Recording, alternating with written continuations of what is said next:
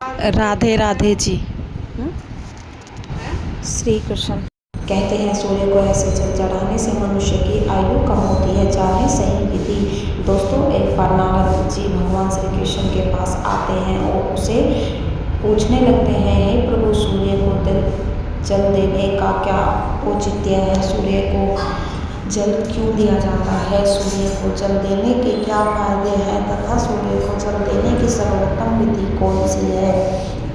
तब भगवान कृष्ण ने नारद जी से कहते हैं कि देव ऋषि, आपने समस्त मानव जाति के कल्याण हेतु उचित प्रश्न किया है। सूर्य देव की उपासना अत्यंत शुभ फलदायक है। प्रत्येक मनुष्य को सूर्य को अवश्य जल देना चाहिए। हे देव ऋषि, मैं आपको एक अत्यंत पवित्र कथा सुनाता हूँ जिससे आपकी दुविधा समाप्त हो जाएगी। मैं आपको एक अत्यंत पवित्र कथा सुनाता हूँ जिससे आपकी सभी दुविधा समाप्त हो जाएगी। इस कथा को श्रवण करता है उसे 100 वर्षों इस कथा का श्रवण करता है उसे 100 वर्षों तक सूर्य को जल देने का फल प्राप्त होता है। इसलिए आप इस कथा को ध्यान से पूरा जरूर सुने। तो दोस्तों, भगवान श्री कृष्ण ने सूर्य देव की महिमा का वर्णन करने के लिए नारद जी को एक अत्यंत पवित्र कथा सुनाई। इस कथा में सूर्य को जल देने की सही विधि और अत्यंत शक्तिशाली सूर्य देव के मंत्र के बारे में बताया है। इसलिए आप सभी इस कथा को ध्यान से पूरा अवश्य सुने। इस कथा को सुनने मात्र से ही आपके सूर्य को जल देने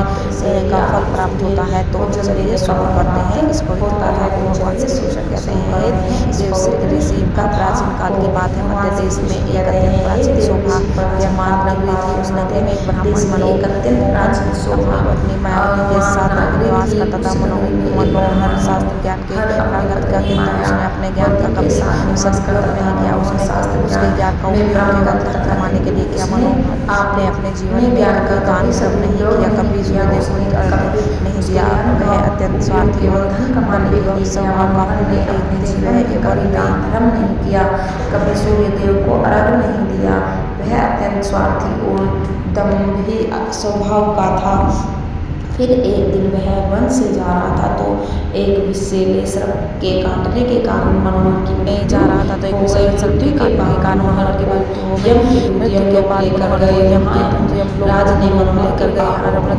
राज ने पाप को पुण्य का मूल्यांकन किया। मनोहर को नरक में डाल दिया। मनोहर वर्षों तक नरक में सजा भुगतने लगा और फिर उसे प्रायश्चित करने के लिए फिर से मनुष्य जन्म की प्राप्ति हुई। उसका दूसरा जन्म एक गरीब शूद्र के घर में हुआ। दूसरे जन्म में उसे अत्यंत दुख भोगने पड़े। उस शूद्र के बड़े होते ही उसके पिता ने उसका विवाह एक युवती से करा दिया और फिर वह उस युवती के साथ वन में ही झोपड़ी में रहने लगा। विवाह के बाद अनेक वर्षों तक उस शूद्र को कोई संतान नहीं हुई, इसलिए वह और भी अधिक दुखी रहने लगा। लेकिन इतने में ही उसके दुख समाप्त नहीं हुए। कुछ वर्षों के बाद देवयोग से उसके शरीर में भयंकर कोढ़ का रोग उत्पन्न हुआ और वह भयंकर कोढ़ के रोग से पीड़ित हो गया। उसके शरीर पर अनगिनत जख्म हुए जिनसे पस निकलता रहता था। वह कोढ़ी शूद्र अब कुछ काम भी नहीं कर सकता था और दिन भर घर पर ही पड़ा रहता था। उसकी पत्नी एक पतिव्रता नारी थी। उसने पति को कोढ़ होने के बाद भी उसका साथ नहीं छोड़ा और वह उसकी नित्य सेवा करती रहती थी। वह अपने पति को ही परमेश्वर मानकर उसकी पूजा करती थी, उसके लिए भोजन का प्रबंध करती थी, उसे स्नान कराती थी। वह शूद्र अनेक बार मन सोचता रहता था कि किस जन्म के पाप के कारण उसे यह कोढ़ रोग हुआ है। ऐसा सोचते हुए वह बहुत ही निराश और उदास रहने लगा। फिर एक दिन उसके द्वार पर एक साधु पधारे। उस कोढ़ी शूद्र की पत्नी ने उन साधु परमात्मा की बड़ी सेवा की, जिससे प्रसन्न होकर उस साधु ने उस कोढ़ी की पत्नी को वर मांगने के लिए कहा। तो कोढ़ी की पत्नी ने कहा, हे परमात्मा, महात्मा, मेरे लिए मेरे पति ही स्वस्थ हैं, वही मेरे स्वामी हैं। आपसे विनती है कि मेरे पति का रोग दूर करें और उन्हें पहले के जैसा बना दे। इस पर उस साधु महात्मा ने उस कहा, हे देवी, यह रोग तुम्हारे पति को उसके पिछले जन्म के कर्मों के कारण प्राप्त हुआ है। यही विधि का विधान है। मैं इसमें हस्तक्षेप नहीं कर सकता। ईश्वर मनुष्य को उसके पाप कर्मों का दंड अवश्य देते हैं, कोई भी इससे चूक नहीं सकता, किंतु मैं तुम्हें इसका उपाय बता सकता हूँ। इस रोग से बचने के लिए केवल एक ही उपाय है। तुम अपने पति को लेकर सूर्यदेव की शरण में जाओ और सूर्यदेव की नित्य उपासना करो। सूर्यदेव की कृपा से तुम्हारा पति कोढ़ से मुक्त हो जाएगा और उसे कामदेव के समान रूप प्राप्त होगा। फिर उस साधु महात्मा ने उस स्त्री को सूर्यदेव की उपासना की विधि बताई। उस विधि को जानकर उस कोढ़ी की पत्नी ने अपने पति के साथ मिलकर पूरी निष्ठा और श्रद्धा से सूर्यदेव की उपासना की और देखते ही देखते कुछ ही दिनों में उसका पति पूरी तरह ठीक हो गया।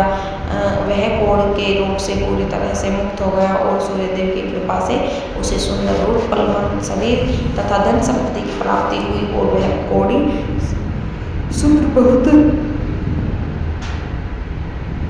धनवान बन गया। हे नारद, अब मैं तुम्हें सूर्यदेव को प्रसन्न करने की विधि और मंत्र के बारे में बताता हूँ, जिसे करने से मनुष्य के सभी रोग नष्ट हो जाते हैं, उसे उत्तम स्वास्थ्य और सुख समृद्धि की प्राप्ति होती है। श्री कृष्ण कहते हैं, हे नारद, रोज सूर्य को देव को जल चढ़ाना एक ऐसा नियम है जो मनुष्य के जीवन में बहुत बड़ा बदलाव ला सकता है। सूर्य शक्ति इतनी अलौकिक है कि इसके बिना यह पूरी धरती तहस नहस हो सकती है। सूर्यदेव प्रकाश, सकारात्मक, इंद्रिय संयम, ऊर्जा आदि के देवता हैं। सूर्यदेव को मात्र जल चढ़ाने से सभी संकट दूर हो सकते हैं। संसार की हर परेशानी का हल सूर्यदेव के पास ही।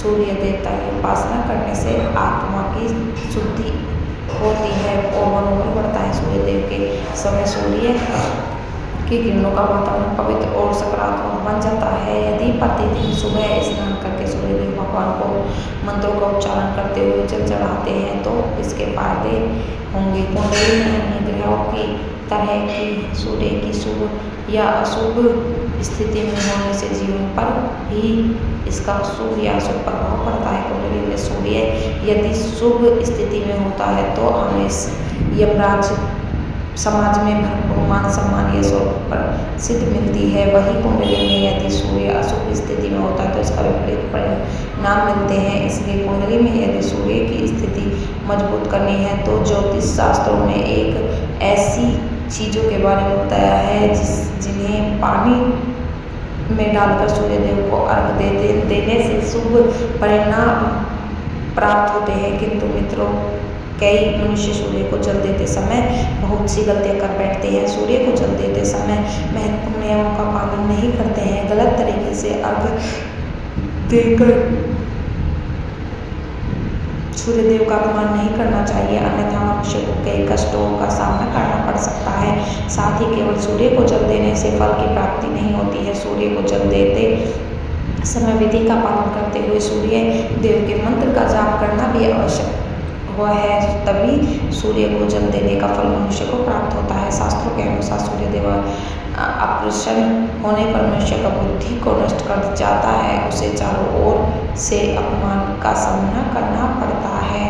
ऐसे व्यक्ति की आंखों की रोशनी चली जाती है और उसे उच्छिष्ट भोजन प्राप्त होता है। फलस्वरूप व्यक्ति की विद्या नष्ट हो जाती है, उसकी शरण अवकरण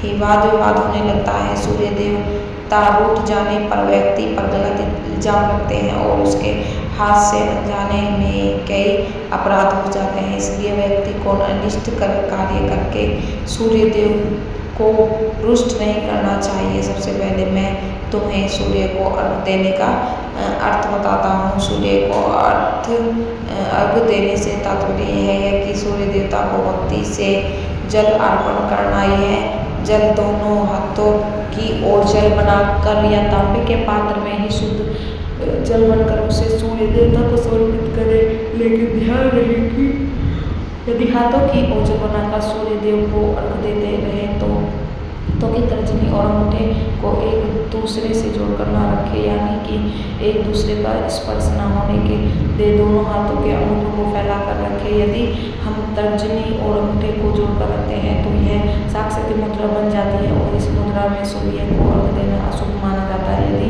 पात्र में जल भरकर सूर्य देवता को अर्घ दे रहे हैं तो उस पात्र को दोनों हाथों के अंगूठों का स्पर्श न हो, इसका ध्यान रखें। अर्घ देते समय अपने दोनों हाथों को ऊपर उठाकर पात्र को पकड़े और सिर झुकाकर रखें। सूर्य देवता को अर्घ हमेशा सूर्योदय के समय देना चाहिए। उगते हुए सूर्य की उपासना करना हमेशा ही शुभ होता है। सूर्योदय के 2 घंटे बाद अर्घ देने का कोई भी औचित्य नहीं होता है। यदि किसी कारणवश आप सूर्योदय को समय अर्घ नहीं दे सकते तो 3 बार अर्घ देने के बजाय 4 बार अर्घ दें और सूर्य देवता से क्षमा मांग ले, इससे दोष कम हो जाता है। सूर्य को जल तांबे के पात्र में ही देना चाहिए। तांबा का सूर्य देव की प्रिय वस्तु माना गया है, इसलिए सूर्य को जल देने के लिए केवल तांबे से बने पात्र का ही प्रयोग करना चाहिए। अन्य धातुओं से बने पात्रों में सूर्य को अर्घ देने से कोई लाभ प्राप्त नहीं होता है। परमात्मा ने सूर्य को जगत में प्रकाश करने, संचालन करने, अपने तेज से शरीर में ज्योतिष प्रदान करने तथा उठराग्नि के रूप में आमाशय में अन्न को पचाने का कार्य सौंपा। इसी कारण से तांबे के पात्र में रखे जल को पीने से व्यक्ति पेट से जुड़े रोगों से भी मुक्त हो जाता है।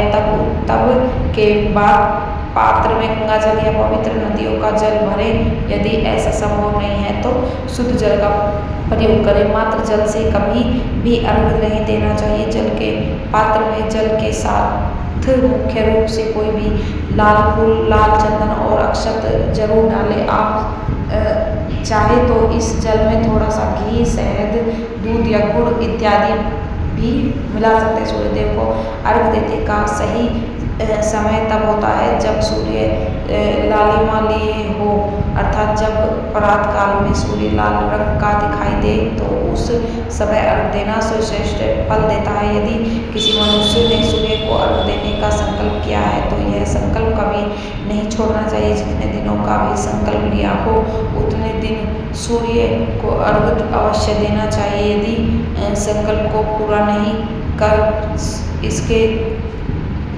सकते तो करना चाहिए, इससे सूर्यदेव रुष्ट हो जाते हैं। दोस्तों, भगवान श्री कृष्ण ने सूर्यदेव को जल देने का मंत्र बताया जिससे उच्चारण अवश्य ही करना चाहिए।